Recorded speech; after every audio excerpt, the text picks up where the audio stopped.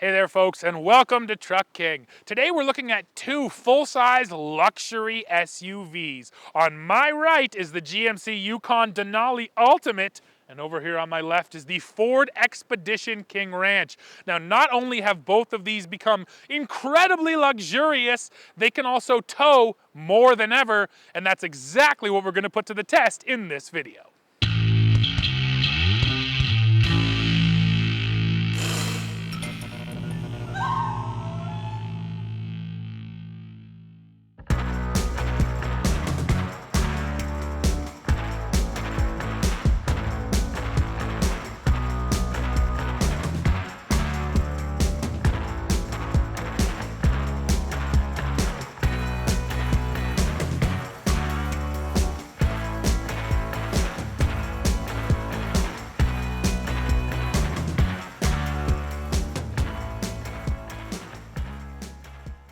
Let's start with the walk around on this Expedition. So power comes from the 3.5 liter V6 EcoBoost. That means it's turbocharged, and it's actually offered in 3 different states of tune for the Expedition.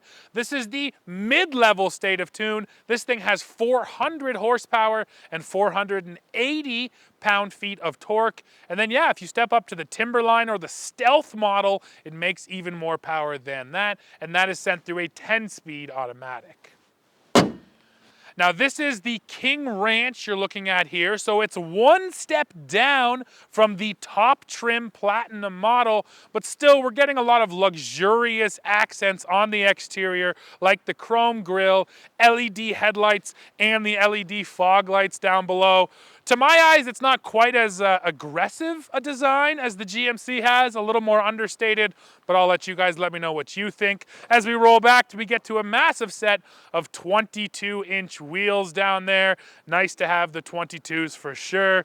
I'll open the door here to show you powered running boards on our King Ranch here too. Around the back, there's another feature I have to show you right here. That is glass that opens independently of the hatch. That is nice and convenient to be able to grab things out of there without having to open the entire hatch. Now, another thing that always makes me laugh, especially on luxury SUVs, they usually hide the hitch behind a plastic cover, and this Expedition is no different. Now, we do have the heavy-duty trailer tow package today, which means this SUV is good for 9,200 pounds, and payload, according to the door jam sticker, is just a hair over 1,400 pounds. So some solid numbers that I'm excited to see put into practice when we hook up our trailer. Now let's look at this Yukon. So power comes from a naturally aspirated 6.2 liter V8. This thing makes 420 horsepower and 460 pound-feet of torque. So yes, the GMC has a little more horsepower, but a little less torque.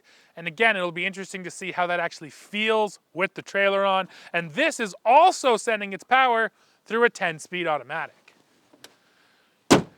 Now, when you step up to Denali Ultimate, and yes, this is the top trim that you can get to, you get what's called Vader Chrome all around your grille, on your front end, a couple other accents around the SUV. And yes, that is a reference to Darth Vader's black helmet. It does look nice, and it is a refreshing change from just the bright work chrome that you normally see on luxury SUVs like this one. And I'll say it one more time, this grille is pretty aggressive to my eyes. I think the GMC might have a bit more of a polarizing design, but also more of an eye-catching design than the Expedition does. So rolling down the side, we also get a big set of 22s. I like these little pockets that they put in here on the GMC wheels. They have a bit of a texture to them too. They look pretty cool and they feel nice. Coming down the side, just like the Ford, a set of power running boards down below. And then when we get to the back end of this thing, also, just like the Ford, the glass can open independently from the rest of the hatch. Once again, a nice convenience feature for reaching in, grabbing your stuff. One little difference, it's not a big deal. On the Ford, the rear wiper actually goes up with the glass, and then the wiper motor is down here in the door. Here on the GMC, they actually leave the wiper there, and the glass opens around it. So a little bit of a difference. The GMC wiper is a little more hidden than the Ford, so if you prefer not to see it, this is probably the model for you. See, it's kind of tucked up right in there. Now finally towing, we also get a big plastic cover back here. We do have the advanced trailer tow package on the GMC. Numbers on this guy, 8,000 pounds of conventional trailer towing, and then payload is a little bit less than the Ford at 1,350 pounds.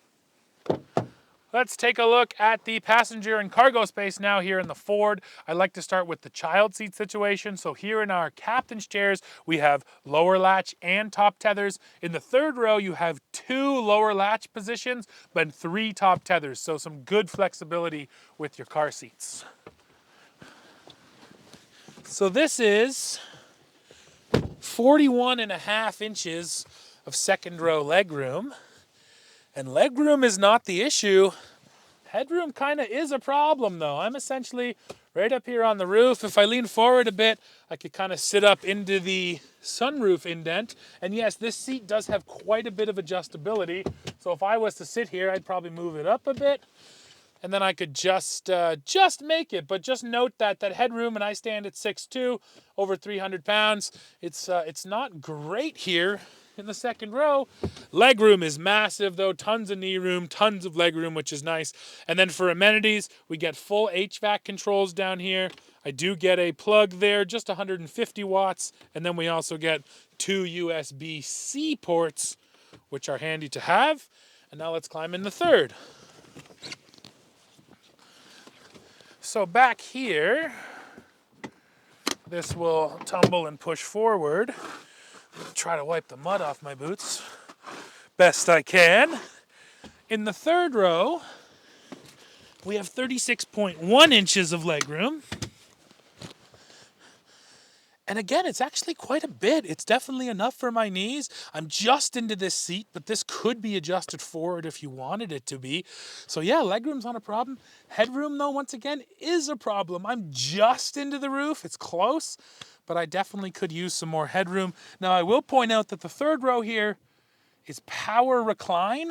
So if I recline it a bit, well then I'm kind of hitting in the back. So the recline helps a little bit, but yes, headroom, second and third row, leave a little bit to be desired. And then as for third row features, I get a pair of cup holders over here and my own USB port down there, which is always handy too. Now we can go up back and see what the cargo looks like.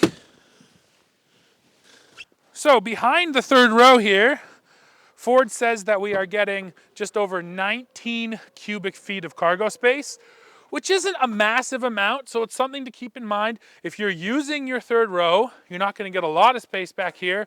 This third row, though, is power folding. So you just go like that, go like that,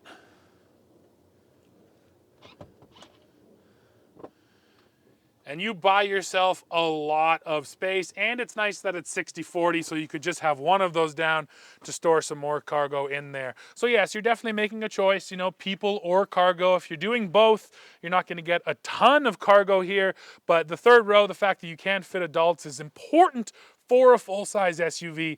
In a smaller crossover, you can let the third row go being a bit smaller, but in something this big, the third row better fit a full-size adult, and here it does, but we do have to go see how the GMC measures up.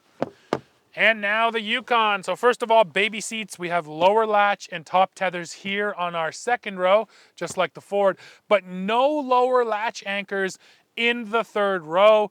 And that does kind of bother me. Of course, I am a parent, so this is close to my heart, but I like to have the most flexibility I can as to where I put my car seats, and no lower latch in the back just makes it more of a pain to have to seatbelt install, and yeah, gives me less flexibility. So that's definitely a shot against the GMC. Now let's climb in.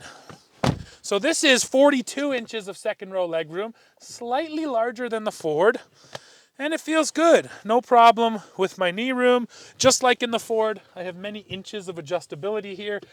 And the headroom is slightly better. I'm not up into the indent here, I'm just on the regular roof, and I actually do clear. My hair's rubbing, but I do clear. So yes, headroom and overall fit, slightly better here in the GMC in the second row. As for amenities, very similar. I get full HVAC controls down here, I get USB-C port, and down below, we have a 3-prong plug there too, so almost all the same hookups. Now let's go see how the third row compares.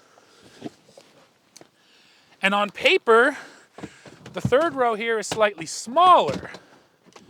And these seats actually tumble forward. This gives me even more space to get in and out. I do like that.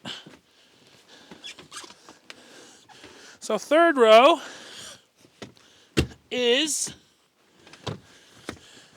34.9 inches of legroom, but it's actually plenty. And of course, I recognize this seat could come forward or back, but I have more than enough legroom.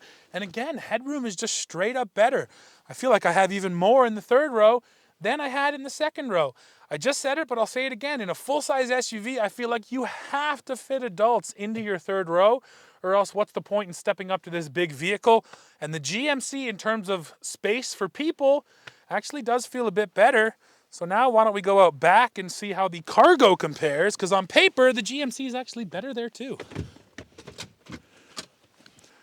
So we open it up. Behind the third row here is about 25 cubic feet of space.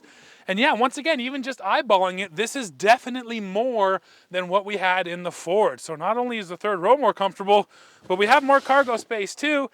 And yes, these are also powered.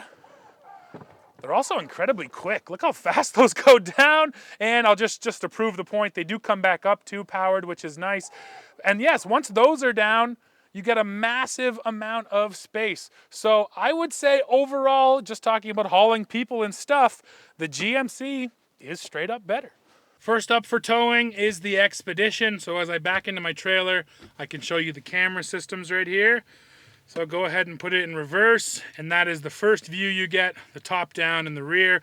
Now this is always cool with Fords because you can zoom in on each individual part of the SUV or the vehicle to see those corners, which is always nice, even up to the front. Now I can switch this view out though.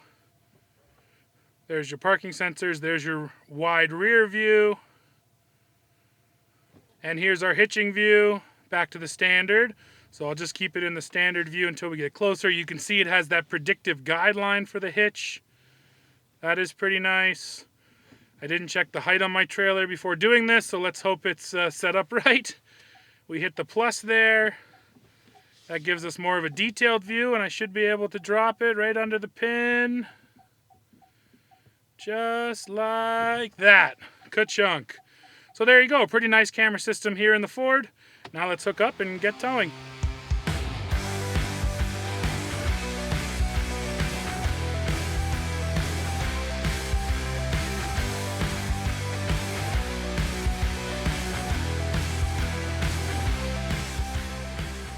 Alrighty folks, now we're all hooked up here in our Ford Expedition. We have a 5,000-pound trailer on the back. I'm in tow haul mode. We're merging onto the highway, so let's feel this power plant. Around the corner and foot to the floor.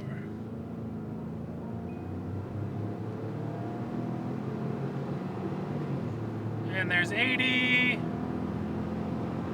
There's 100 kilometers per hour. Felt pretty good. Wasn't what I would describe as crazy power, but it was well matched to the load and it got us up to highway speed in no time flat. Oh, and it's holding this gear right now really aggressively, and that's what tow haul mode is all about.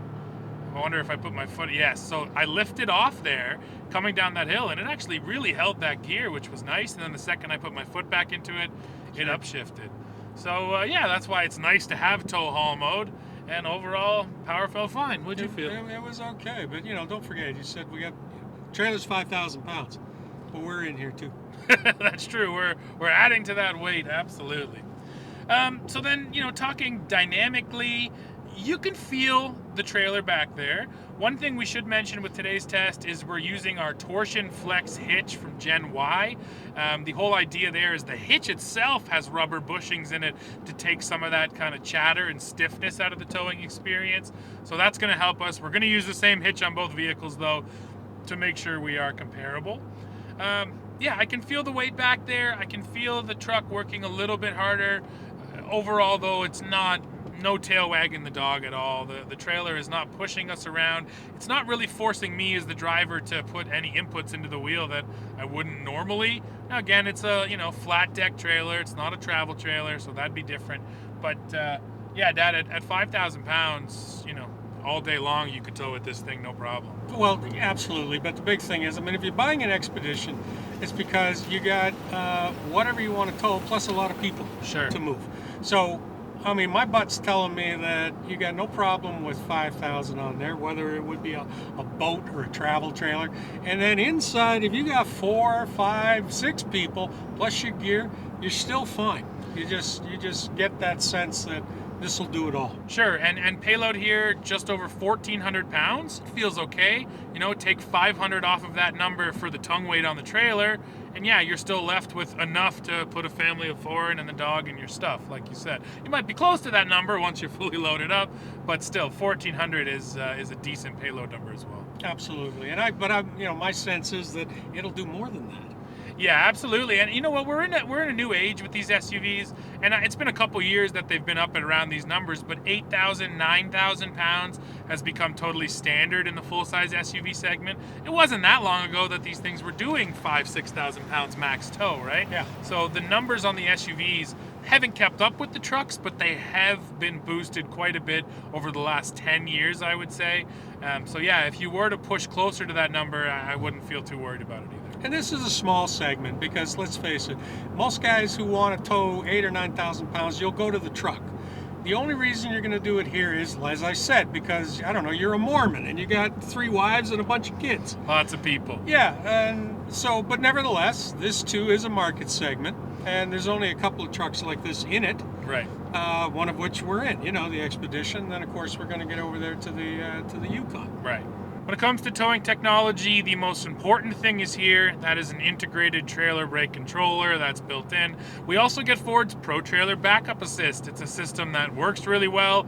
I like it. It essentially backs up the trailer using a knob up here on the dash. Turn the knob right, trailer goes right. Knob left, trailer goes left. You know what, that is another interesting use, because of course we can back up a trailer without it. I'm not sure how often I would use it. You know what I really do like it for though? Is just backing in a straight line. Let's say you're launching your boat. If you turn Pro Trailer on, it will keep you dead straight all by itself.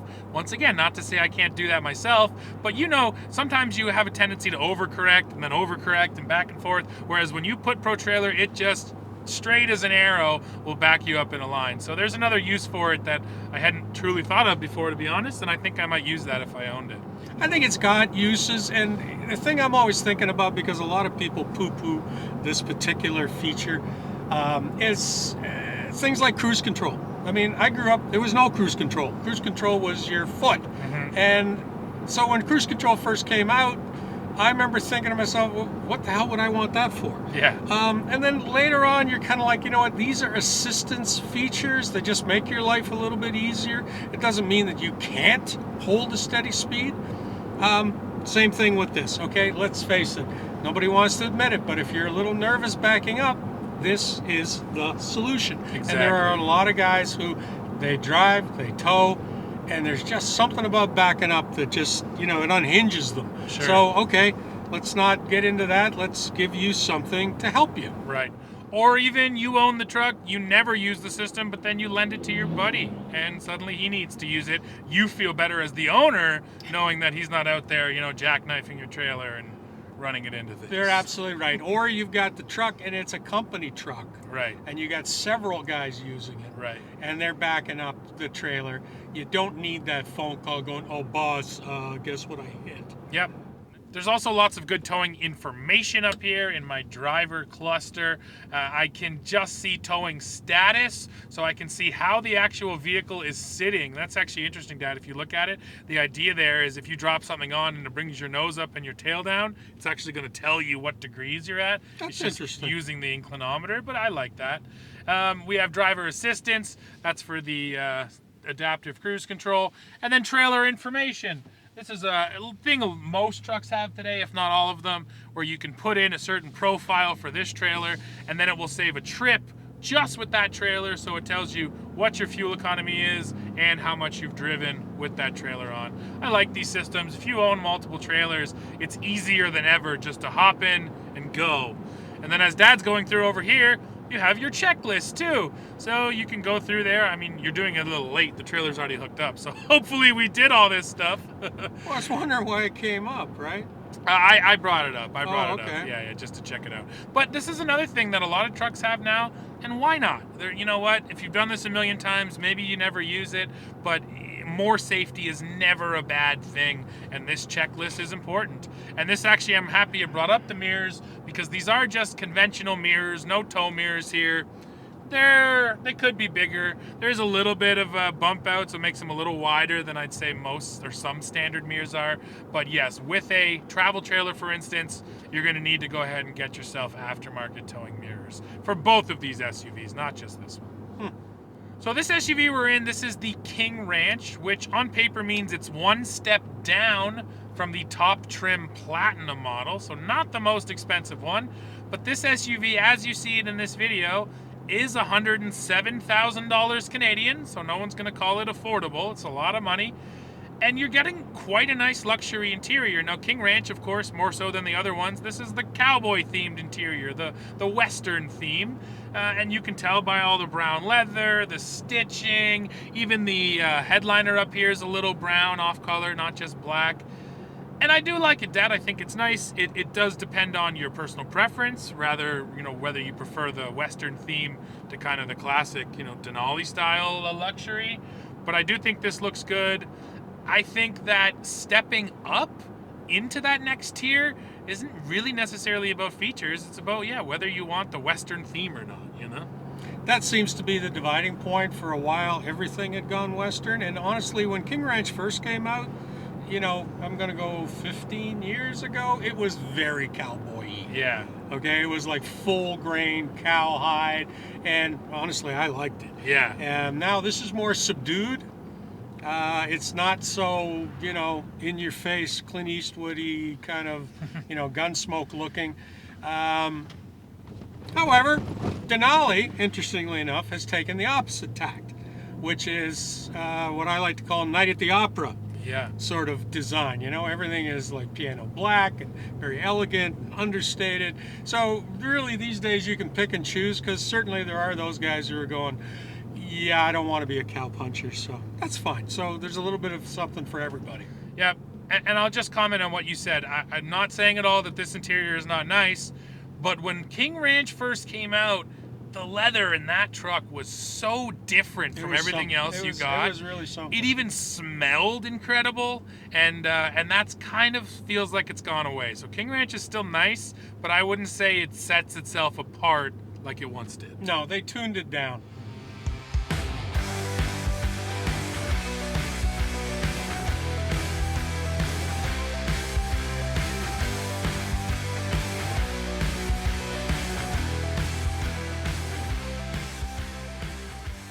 Now let's hook up this Yukon, and before we get started, we can check out the camera system. So put it in reverse, and that's the first view you get, the rear view, and then the top down.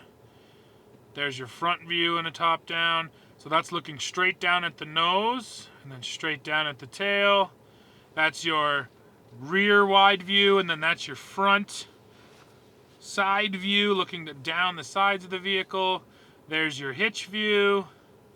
There's your two different frontal views again. And then over here you can turn on and off your predictive guidelines. We're going to leave them on the trailer right there. And we want this view at first. So that was the auto parking brake, or automatic emergency braking, I should say. I thought I was going to hit something, assumably Dad. And the trailer back there. That's rather aggressive, considering I'm moving so slowly. I'm backing up so slowly. It did it again. Turn park assist off. Object is attached. So with park assist on, will absolutely not allow me to back into this trailer. I have to turn it off. Now it is a button over here on my left-hand side, so one easy button. But man, these systems have gotten just so touchy now. I feel like at such a slow speed, it shouldn't do that. It should realize that I'm literally creeping at maybe 1 kilometer an hour. It shouldn't be so aggressive, but GM's gone the other way. They've made it hyper aggressive. So now we can zoom in.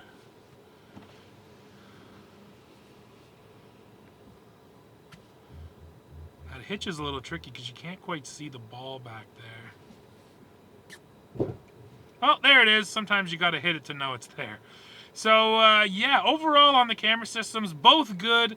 I would give the edge to the Ford though, just because it has some of those specific zoom in views on the corners and stuff, but I'm not going to complain about either one of them. Both of them are quite good.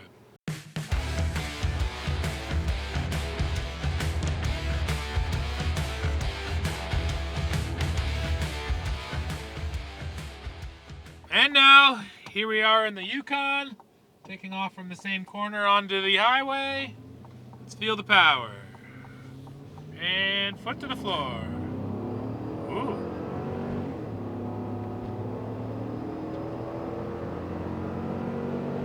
There's 90 and there's 100 kilometers per hour. Definitely pulls harder. It definitely pulls harder, especially in the lower gears. You know, it just hits harder off the line.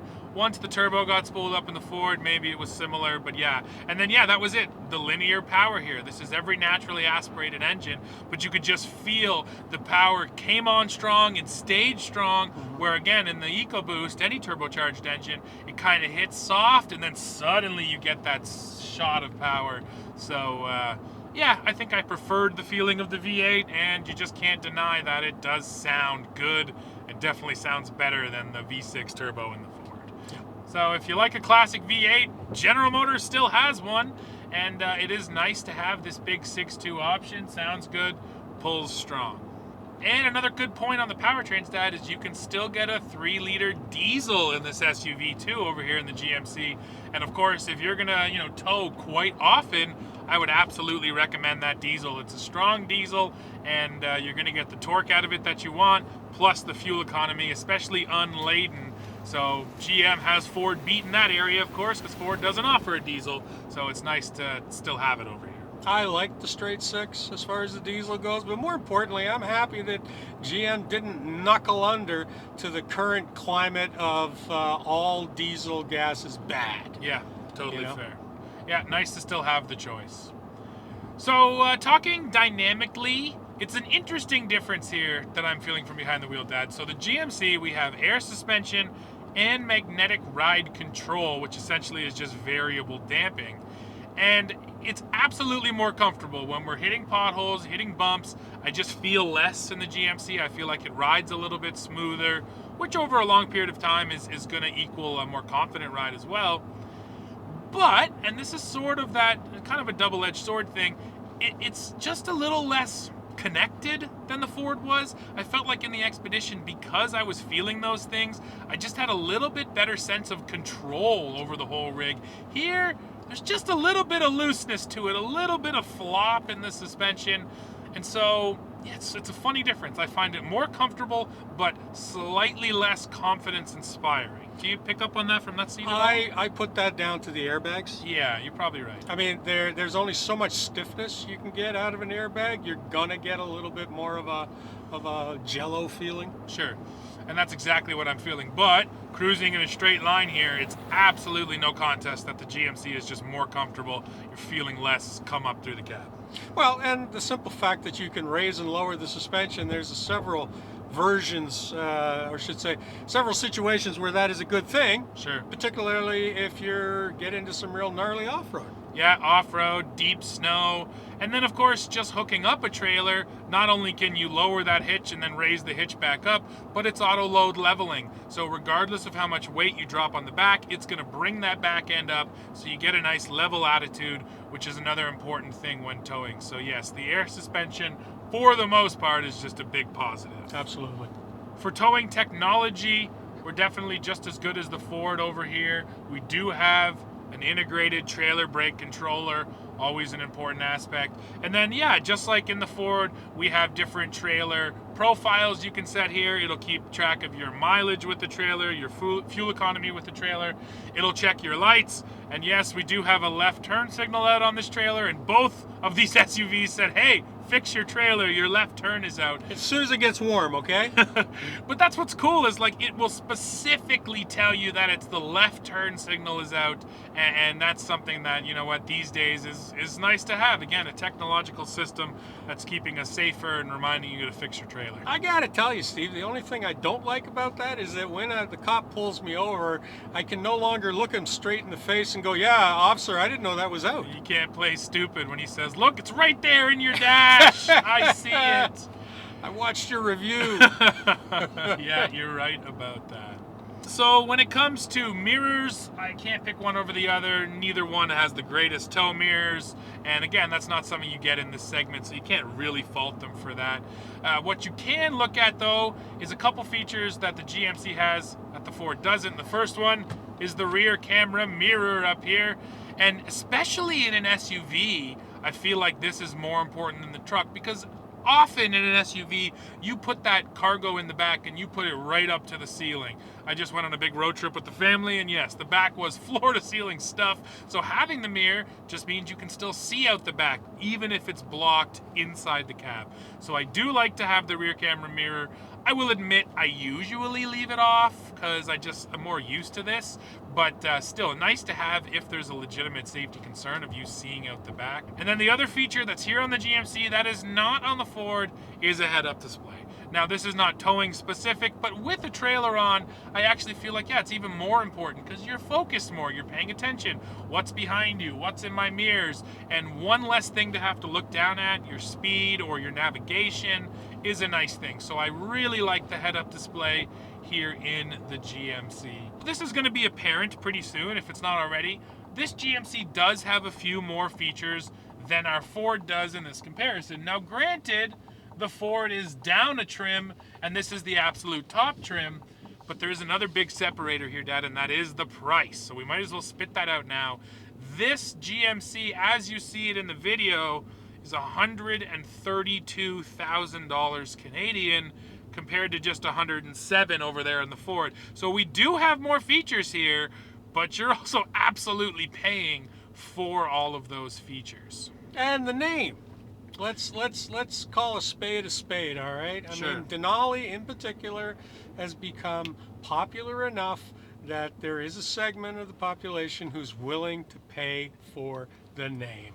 So what's that worth? I'm not sure. However, if you're willing to pony up this much money, then obviously Denali means something to you. Yeah, that's fair. And actually, you know, an interesting difference, this is going back to our last video where we also compared a Ford and a GMC, except those were trucks, 3/4 ton trucks.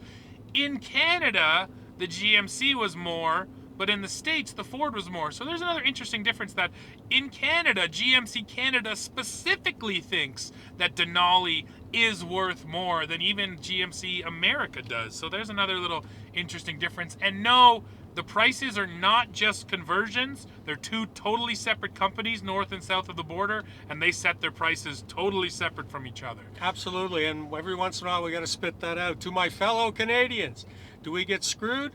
Damn right we do, because as far as numbers are concerned, we're a small country. Consequently, they price accordingly. We don't have the buying power that the Americans do. Yeah. So coming around the corner here, you can see another great feature here. I've turned my right turn signal on, and the camera automatically comes up on the right side when you're towing, and I think that makes total sense because you can see through the corner. You can watch that to really see where your trailer wheels are, how your trailer is tracking. If you're turning around a curb or around a median, that's incredibly important. Again, when you're going to take out a light post. Yeah, and you know, classically, you just use your mirrors for that, and you still can, but having the camera offers an even wider view than just the mirrors had. And yes, I'll just signal left here. It does work on the left-hand side as well, and not even just for turning, Dad, but just for changing lanes, right? Yep. You can check what's behind or what's beside you and what's beside your trailer. So that's another smart feature. So then we should just touch on the interior here overall. To me, it doesn't jump out as head and shoulders nicer than the Ford does, though I kind of put them on par, and then I think it just comes down to personal preference. What do you think? Yeah, you know what? And I don't know. There gets to be a point at over $100,000 where I kind of lose my bearings in terms of, is this really $130,000? Is the Ford really $104,000 or $5,000? Sure. I don't know. I don't know. Yeah. So again, personal preference, name recognition. So we're getting into some weird areas because you and I are always trying to talk about the practicalities of a vehicle. Sure. There's nothing practical here. It's just, this is decorating. Yeah, that's fair. And that's why I tried to bring up all of those features, right? Because those are the real things that set them apart. Yeah, when it comes to just the feel and the overall luxury, they're both so nice. Although the GMC will massage my butt and the Ford won't do that. And it is nice to have the massage seats, especially on a long drive. I just recently found out they do make quite a difference. They can even help to keep you awake and alert a little bit. So I am a fan.